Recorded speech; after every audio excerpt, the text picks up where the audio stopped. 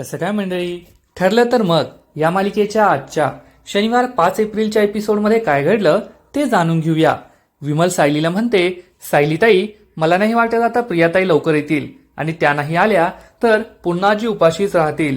सायली म्हणते, हो ना, आणि जर ती आली तरीही तिला शिरा बनवायला खूप वेळ लागेल ना, त्यापेक्षा मी शिरा बनवते, तुम्ही मला बेदाणे द्या. असं म्हणून सायली ही पूर्ण आजीसाठी शिरा बनवायला लागते. जर प्रिया वेळेत नाही आली तर आपण पूर्ण आजीच्या रूममध्ये जाऊन त्यांना शिरा खाऊ घालू असा विचार ती करते. इकडे पूर्ण आजी तन्वीची वाट पाहत बसलेली असते. कल्पना तेथे येते आणि म्हणते, पूर्णाई तुम्ही खाऊन घ्या, मला नाही वाटत तन्वी लवकर येईल, ती एखाद्या महत्वाच्या कामासाठी बाहेर गेलेली असेल.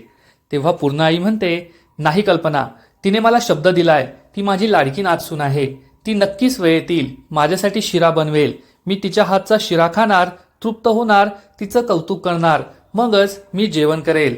कल्पना ही पुन्हा एकदा प्रियाला फोन लावण्याचा प्रयत्न करते, परंतु प्रिया फोनच उचलत नाही. कल्पना म्हणते, पण तुमच्या जेवणाच्या वेळा सांभाळल्या पाहिजेत ना. परंतु पूर्णाईला मात्र पूर्ण विश्वास असतो की तिची लाडकी नातसून प्रिया ही वेळ येतील आणि तिच्यासाठी शिरा बनवेल. इकडे सायली ही पूर्ण आजीसाठी खूप सुंदर शिरा बनवते, तर कल्पना ही पुन्हा पुन्हा तन्वीला फोन करते, पण तन्वी फोनच उचलत नाही. पूर्णाईला मात्र पूर्ण विश्वास असतो की तन्वी काहीही करून येणारच. तोपर्यंत सायली ही पूर्ण आजीच्या रूममध्ये शिरा घेऊन येत असते, परंतु त्याच वेळेस तेथे धावत पळत प्रिया येते आणि विचारते, कोठे चाललीस? तर सायली तिला चांगलंच फैलावर घेते आणि जाब विचारते, कोठे गेली होतीस? तू पूर्ण आजीला म्हणाली होतीस ना त्यांच्यासाठी शिरा बनवशील, माहितीये का त्या उपाशी बसल्या तुझ्या शिरासाठी, तू कधी शिरा बनवणार? तर प्रिया चिडून म्हणते, त्यांची लाडकी नातसून मी आहे, तू जरी हा शिरा घेऊन गेलीस ना तरी त्या तुझं तोंडही पाहणार नाही, शिराचा एक घास तोंडात घालणार नाही, त्यापेक्षा शिरा माझ्याकडे द्या, ती गपचूप खाईल तरी. सायली चिडून म्हणते, जा घेऊन हा शिरा, कारण पूर्णाईने उपाशी न राहणं हे माझ्यासाठी जास्त महत्वाचं आहे, माझं कौतुक करणं किंवा माझ्या हातचा शिरा खाणं नाही, आणि हे लक्षात ठेव. असं म्हणून ती प्रियाकडे शिरा देते. प्रिया ही रूममध्ये येते आणि पूर्णाईला म्हणते, हे घे पूर्ण आजी, तुझ्यासाठी शिरा. पूर्ण आजी आणि कल्पना तिला विचारतात, कोठे गेली होतीस तू? तर प्रिया त्यांना खोटं सांगते, मला अचानक आईची खूप आठवण आली, त्यामुळे मी आईला भेटायला गेले होते, आम्ही 1-1.5 तास चांगल्या गप्पा मारल्या आणि माझा पायच तेथून निघत नव्हता. कल्पना आणि पूर्ण आजी विचारतात, काय म्हटली प्रतिमा? तेव्हा ती सांगते, आम्ही खूप छान गप्पा मारल्या, मी लग्नानंतर पहिल्यांदाच घरी गेले होते ना, त्यामुळे आईलाही खूप आनंद झाला. त्यानंतर पूर्ण आजी शिरा खाऊन पाहते, तिला शिरा खूप आवडतो, परंतु हा शिरा तन्वीने बनवलेला असेल यावर पूर्ण आजीला संशय येतो आणि ती विचारते, शिरा तू बनवलायस का? तेव्हा प्रियाला सुद्धा वाटतं की हा शिरा आपण नाही बनवलाय हे पूर्ण आजीला समजलं की काय, आणि ती घाबरत घाबरत म्हणते, हो मीच बनवलाय, का तुला काही वेगळीच चव वाटते का? तेवढ्यात तिच्या दिमागची बत्ती जलते आणि ती म्हणते, हो नक्कीच तुला आईच्या हातची चव येत असेल ना. पूर्ण आजी म्हणते, हो प्रतिमाच्या हातचीच चव येते. तेव्हा प्रिया सांगते, येईलच ना, कारण तुझ्यासाठी मला शिरा बनवायचा होता हे माझ्या लक्षात होतं, आणि मागच्या वेळेस बनवलेला उपमा तुला आवडलेला नाही ना, म्हणून मी आईला रेसिपी विचारली, आईने जसं सांगितलं तसा शिरा मी बनवला आणि तो तुला आवडतोय, त्यामुळेच आईच्या हातची चव येते तुला. सायली बाहेर उभं राहून हे सगळं ऐकत असते.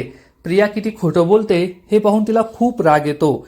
पूर्ण आजीला शिरा खूप आवडलेला असतो, ती गपागपा हा शिरा खाऊन टाकते आणि म्हणते, खरंच आज तुझ्या हातचा शिरा खाऊन मी तृप्त झाले, आणि ती चक्क पर्समधून पैसे काढून प्रियाला देते आणि म्हणते, आज तुझ्या हातचं गोडाचं मी खाल्लंय ना, यासाठी तुझं हे बक्षीस.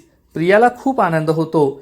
ती बाहेर येते आणि सायलीला म्हणते, पाहिलंस का, मी पूर्ण आजीची लाडकी नातसून आहे, माझ्या हातचा शिराही तिने खाल्ला आणि मला बक्षीस सुद्धा दिलं, तुला काहीच मिळालं नाही. सायली म्हणते, आज जरी तुला बक्षीस मिळालेलं असलं ना तरी सुद्धा तू खोटं वागलीये, एक ना एक दिवस तुझं हे खोटं नक्कीच सगळ्यांसमोर येईल. पूर्ण आजी तुला एखाद्या वेळेस शिरा बनवायला सांगतील तेव्हा तू काय करशील, त्यामुळे खोटं हे जास्त दिवस लपत नाही हे तू लक्षात ठेव. असं म्हणून सायली तेथून निघून जाते. इकडे प्रतिमा आणि सुमन या दोघी गप्पा मारत असतात. प्रतिमा म्हणते, माझ्या लेकीच्या आयुष्यात दुःखच आहे, आधी तर आईबापाचं प्रेम मिळवण्यासाठी तिला इतकी वर्ष लागली, आता लग्न झालंय तर माहेर पोरकं झालं, आपल्याला तिच्यासाठी काहीच करता नाही आलं. मला तर वाटतं आपण मांडव परतनीसाठी प्रिया आणि अश्विनला येथे बोलवावं, त्यांना खाऊ पिऊ घालावं. सुमन म्हणते, माझीही तशी इच्छा आहे, परंतु रविराज भाऊजी खूप चिडलेले आहेत, त्यांना हे नाही आवडणार. प्रतिमा म्हणते, मग ते घरी नसताना आपण त्यांना बोलवलं तर सगळं नीट करता येईल.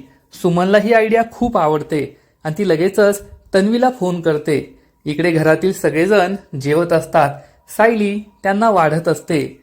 तेव्हा अश्विन हा प्रियाला विचारतो की आज तू प्रतिमा आत्याला भेटायला गेली होतीस ना. प्रिया काही सांगणार इतक्यात सुमनचा फोन वाजू लागतो. तेव्हा तन्वी हा फोन इग्नोर करते, उचलत नाही. त्यामुळे कल्पना तिच्यावर चिडून म्हणते, किती वेळचा सुमनचा फोन वाजतोय, उचल ना. तर तन्वी म्हणते, आता मी जेवते ना, नंतर करेल. अश्विन तिला म्हणतो, स्पीकरवर ठेव म्हणजे तुला बोलता येईल आणि जेवता येईल.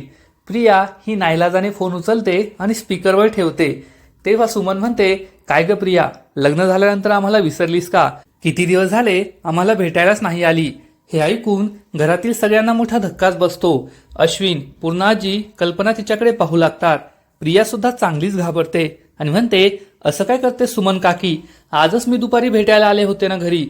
हे ऐकून सुमन म्हणते, असं कसं, मग मी कोठे गेले होते? पण तेवढ्यात ती म्हणते, अरे हो, मी तर माझ्या मैत्रिणीला भेटायला गेले होते. तेव्हा प्रतिमा म्हणते, पण तू कधी आली होतीस घरी तन्वी? मी तर घरीच होते, मग तू तर मला भेटलीही नाही. हे ऐकून घरातील सगळ्यांनाच मोठा धक्का बसतो. प्रिया चांगलीच घाबरते आणि म्हणते, आई असं काय करतेस, आजकाल तुझी ट्रीटमेंट सुरू आहे ना, त्यामुळे तुझ्या लक्षात काही राहत नाही. प्रतिमा म्हणते, माझ्या लक्षात तर सगळं राहतं. आज सुमन तिच्या मैत्रिणीला भेटायला गेली होती हे माझ्या लक्षात आहे. त्यानंतर मी बाजारात गेले होते, कोणती भाजी आणली ते माझ्या लक्षात आहे. मग तू घरी आलीस, माझ्याशी गप्पा मारल्यात हे माझ्या लक्षात कसं नाही राहणार? तेव्हा प्रिया ही सगळा डाव प्रतिमावरच उलटवते आणि म्हणते, आई तुझी ट्रीटमेंट चालू आहे ना, म्हणून तुला काही लक्षात राहत नाही. मी आज तेथे आले, आपण 1.5 तास गप्पा मारल्या, तुम्हाला शिऱ्याची रेसिपी समजून सांगितली, हे सगळं तुला आठवत नाहीये का? प्रतिमा चांगलीच गडबडते, ती खूप हायपर होते, घाबरते. तेव्हा तिची अवस्था पाहून सायली प्रियाकडून फोन घेते आणि प्रतिमाला म्हणते, प्रतिमा आत्या, तुम्ही जे बोलताय त्यावर माझा विश्वास आहे, तुम्ही टेन्शन नका घेऊ, आता तुम्ही आराम करा.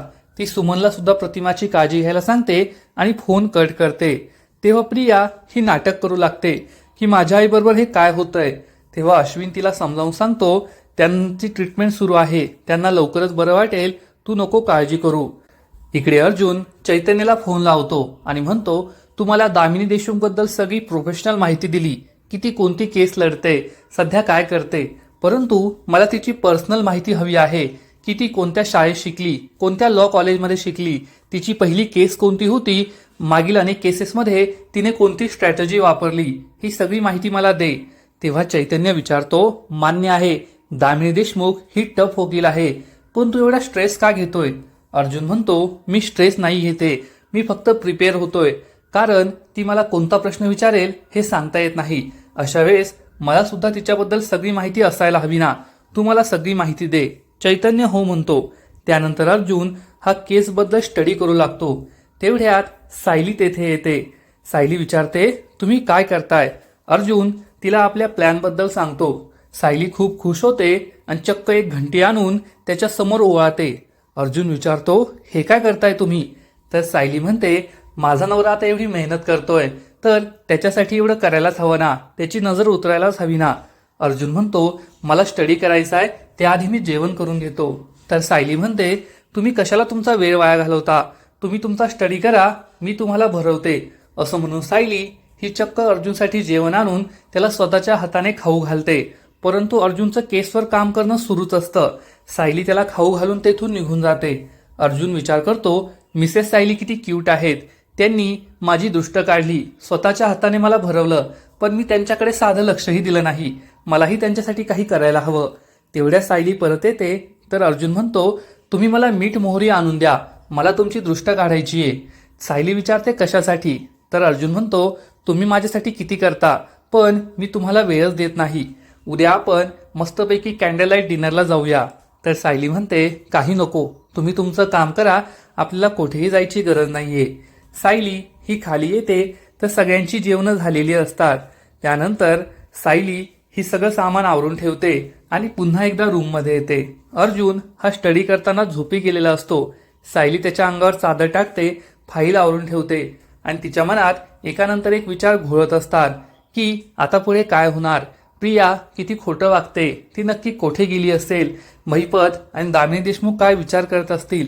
तेवढ्यात तिला आठवतं की ऑफिसमध्ये असताना आपण एकदा स्टिंग ऑपरेशन केलं होतं. आता प्रियाबद्दल पुन्हा तेच करायचं असं ती ठरवते. पुढील एपिसोडमध्ये आपण पाहू की दामिनी देशमुख महिपतला म्हणणार आता ही केस माझी आहे, त्यामुळे तुम्ही त्याकडे लक्ष द्यायचं नाही.